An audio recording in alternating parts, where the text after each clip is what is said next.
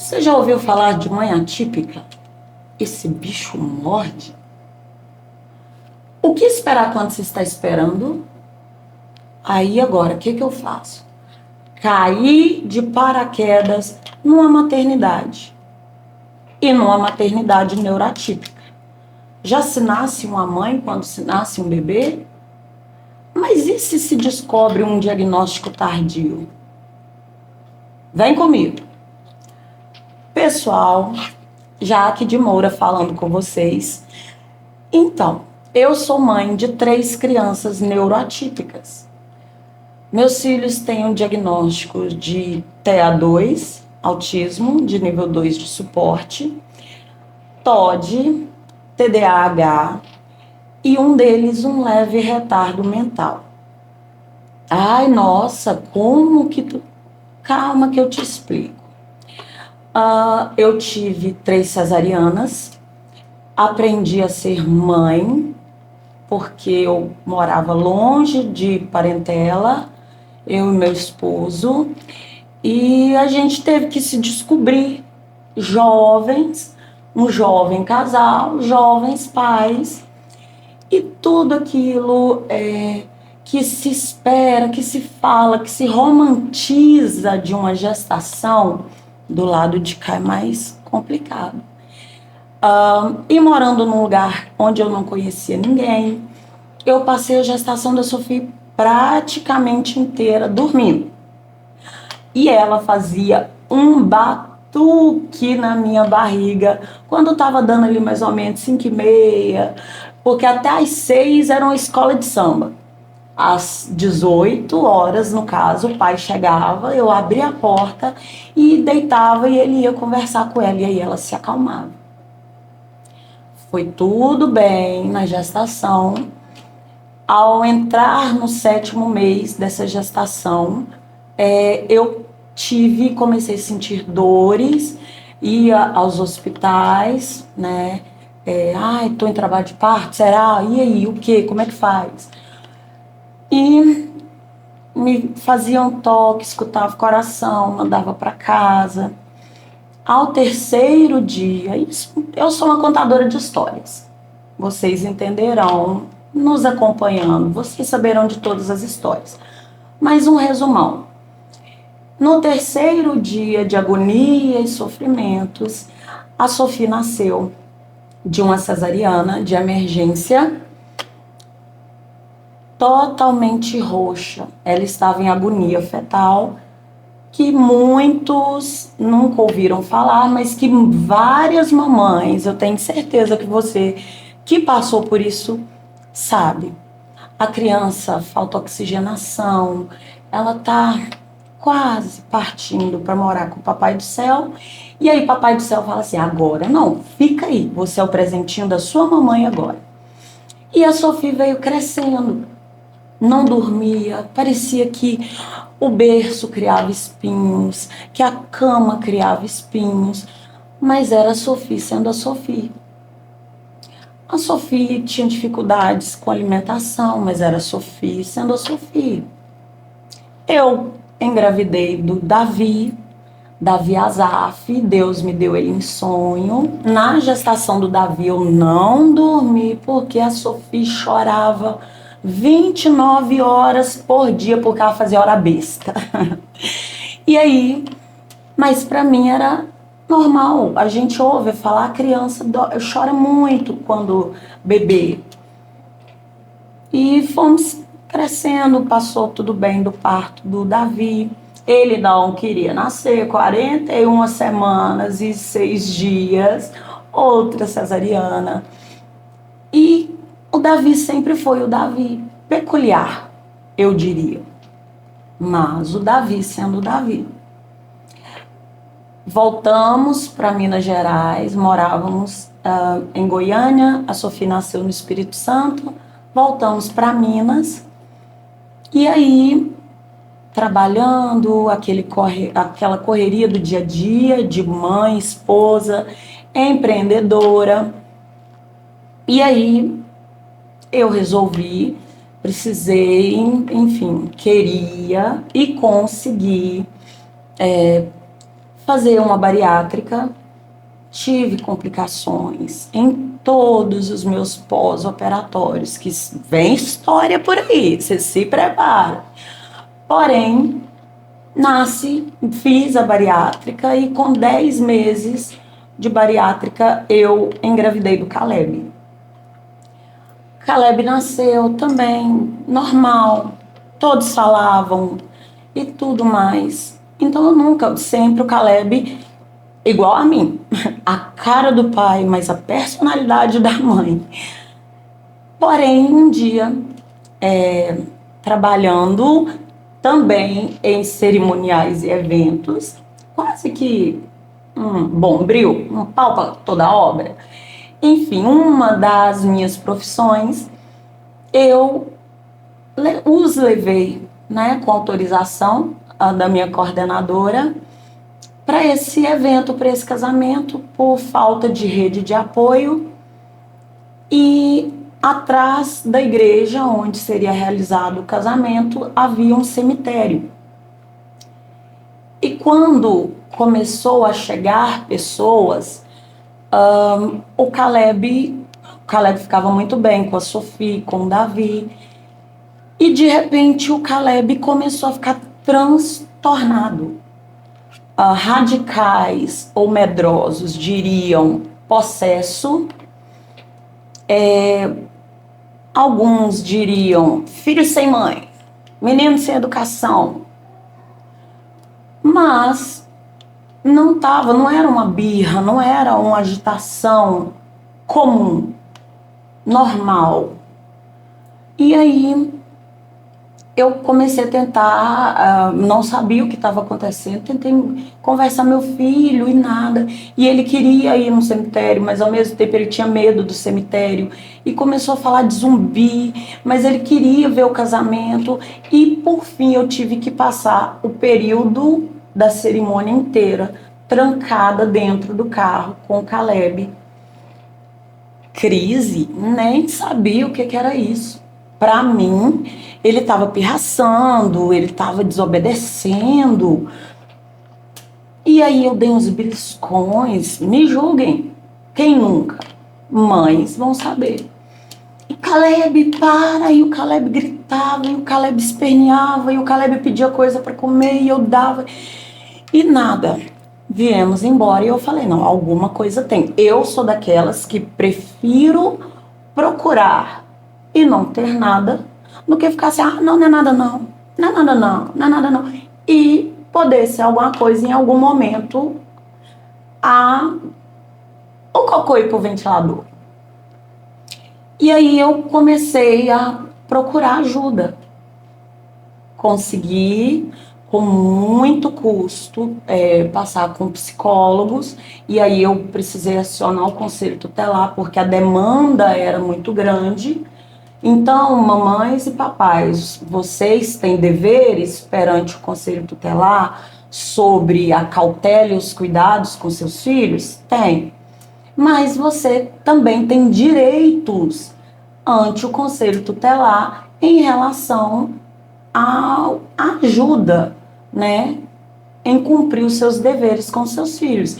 E eu falei, poxa, chamar conselho tutelar é muito fácil. Mas então eu vou acionar o conselho tutelar porque eu preciso de ajuda para conseguir ajuda para os meus filhos. E aí consegui as sessões de psicologia no NAC, eu resido no NAC, enfim. E aí começamos o tratamento, o acompanhamento psicológico. O meu relacionamento, o meu casamento estava em uma fase muito complicada, então isso influenciava muito também as crianças, e para mim, na minha cabeça, era isso. E aí, com o olhar preparado da psicóloga, ela falou assim, não, Jaqueline, vamos nos aprofundar. E aí eu fui, passei com um pediatra, que aqui, cá para nós, aspas, Jaqueline sendo Jaqueline, é simplesmente o pediatra, tá? E vocês vão conhecê-lo breve.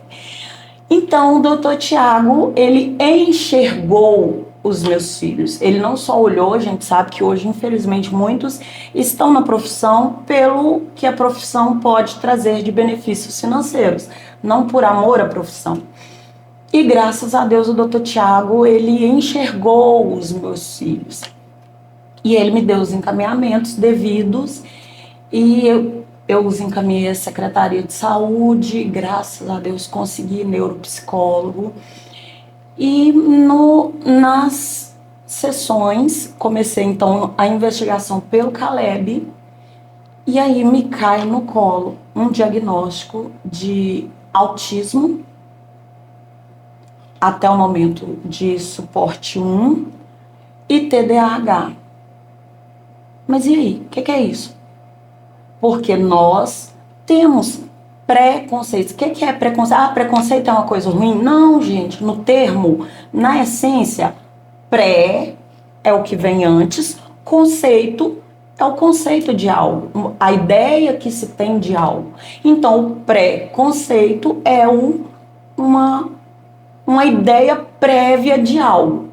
Então, no meu pré-conceito, eu tinha, e como muitos têm em mente, que autismo era aquela criança que não se comunicava, que não encarava nos olhos, que não sabia falar, que não comia quase nada. Então eu sabia muito superficial sobre o autismo. E aí eu falei assim, tá, o Davi é peculiar. Foi exatamente essa palavra que eu disse para a neuropsicóloga. Então, mãe, e o Davi? Ah, o Davi é peculiar.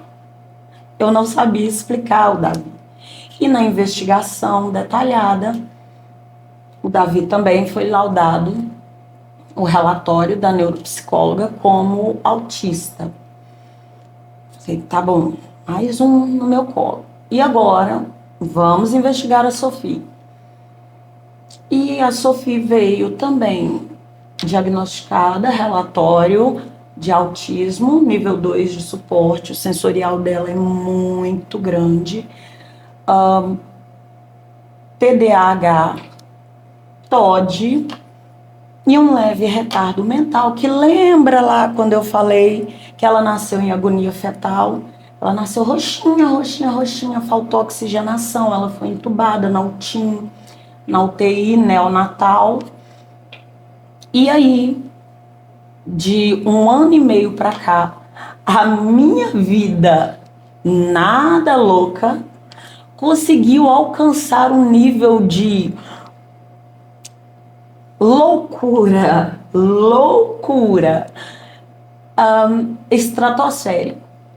E dentro disso tudo, eu sendo mãe, sendo empreendedora, trabalhando fora, dona de casa, eu tive que descobrir o que era autismo. E aí, tá, não, mas peraí, mas o Davi... E percebi que todo e qualquer conceito ou preconceito em relação ao autismo é muito superficial, porque eu tenho 3 autistas de nível 2 de suporte. E cada um é uma personalidade, um universo totalmente diferente do outro. Então, coisas que antes para mim era o Davi sendo o Davi, pesquisando, eu percebi, olha, é um sintoma. Coisas que era o Caleb sendo o Caleb, é um sintoma. Então, resumindo, é um universo amplo, vasto, difícil, doloroso. É muito lindo tratar do autismo quando você consegue as terapias adequadas, você tem acesso à medicação adequada e você consegue se adequar psicologicamente àquela situação. Mas e quando você é como eu, comedor de feijão, de arroz com feijão? Mas, e aí, o que você faz? Hoje, na minha realidade, com convênio, eu precisaria de R$1.000 por semana para conseguir as terapias dos meus filhos. E sem elas, só medicação ajuda? Ajuda, mas não tanto. Eles estão regredindo e dói. As mães neuroatípicas, que como eu estão sem as terapias adequadas, o TO, a fono, né, a psicopedagoga, elas vão saber o que eu estou falando. A sua criança está regredindo. Ah, antes comia sozinha, agora não come mais. Nossa, antes comia isso, não come mais, não quer comer, não quer comer. Não... Você vai dar o que para esse menino comer? E os julgamentos da sociedade. Ah, esse menino mal criado. Ah, esse menino é isso. Ah, esse menino é aquilo. Ah, mas você não pode brigar. Você não pode estourar. Você não pode gritar. Nossa, seu menino tem problema. Primeiro, ele não tem problema.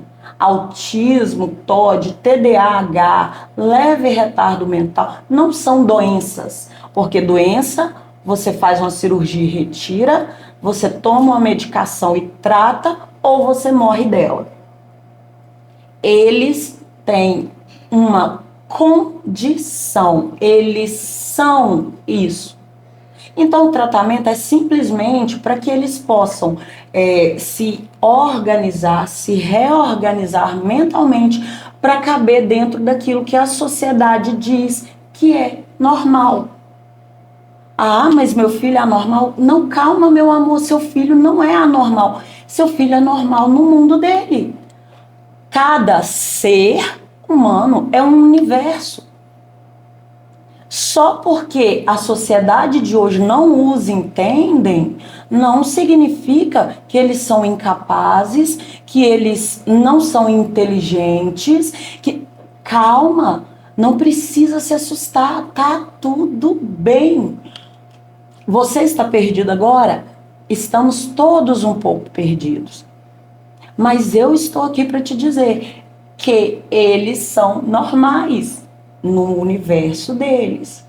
Mas eu também estou aqui para te dizer que a nossa responsabilidade ela é gigantesca, porque nós temos que reger universos totalmente diferentes para se adequar a uma normalidade que é imposta pela sociedade. Estou falando normalidade imposta no sentido de que tem muita coisa que por quê? Por que que eu não posso? Ou por que que eu devo? E aí nós vamos entrar mais para frente, futuramente, na questão do ser indivíduo.